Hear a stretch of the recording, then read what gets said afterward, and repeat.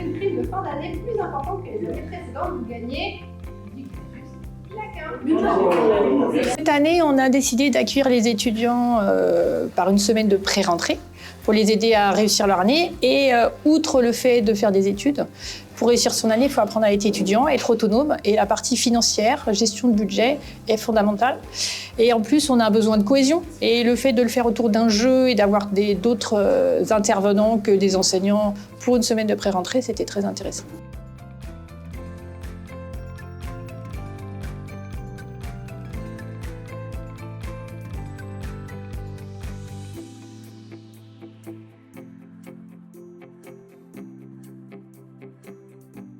Je pense que c'est ça qui est important, c'est de transmettre. Il ne faut pas que les gens en sortent en sachant autant que les banquiers, mais qui puissent bénéficier de l'expérience ou d'exemples de gens qui ont vécu des situations d'achat, d'investissement, d'épargne et autres. Je pense que c'est ça qui est intéressant, qu'ils aient cette vision-là. Alors c'est vrai parce que parfois les ateliers sont co-animés par quelqu'un du milieu bancaire, il peut y avoir des éclaircissements complémentaires qui leur sont donnés sur un point précis. Ça peut être intéressant aussi. C'est intéressant aussi que donc, des banquiers puissent co-animer certains ateliers, ce qui est le cas. Personnellement, j'ai choisi de devenir ambassadeur pour un sujet qui me touche, c'est l'éducation financière, c'est le lien avec la société qu'on a créée, et donc on trouvait ça totalement en cohérence avec nos valeurs et avec ce qu'on a envie de faire. Donc c'est pour ça qu'on est devenu ambassadeur d'ILEM.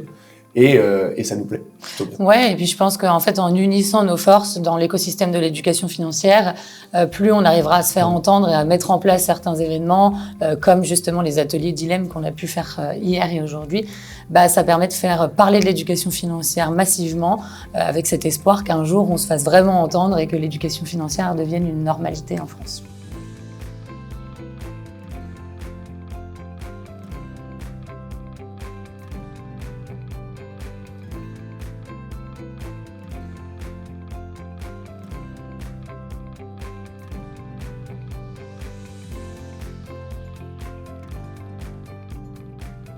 Il y a beaucoup de besoins, de demandes, de besoins de découverte, de sujets qui ne sont pas évoqués dans le domaine de l'éducation nationale, ou très peu, et qui font donc compenser par ce que proposent les outils que propose l'association.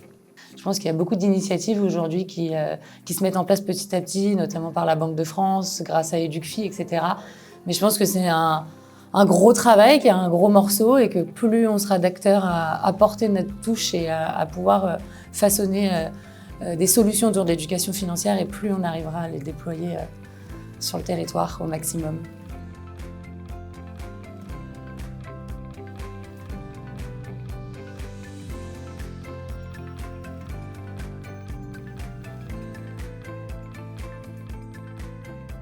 T'es directement plus entraîné justement dans le jeu. C'est dans le cours qui peut être des fois un peu ennuyant, un peu long.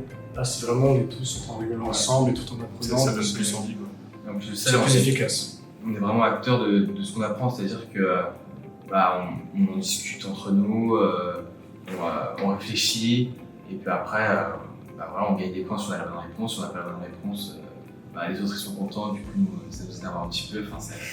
Je pense que dans le cadre d'une intégration ou dans le cadre d'une formation, faire intervenir une association sur l'éducation financière, sur la santé financière, on va dire, des étudiants, toujours un point positif. Sortir un petit peu du cadre cours, stress, etc., c'est important. Et se rendre compte que la vie d'un étudiant, ce n'est pas que la vie dans l'établissement universitaire ou scolaire, et que c'est la vie à côté, elle est importante. Et d'avoir comme ça une sensibilisation, un accompagnement, c'est très intéressant.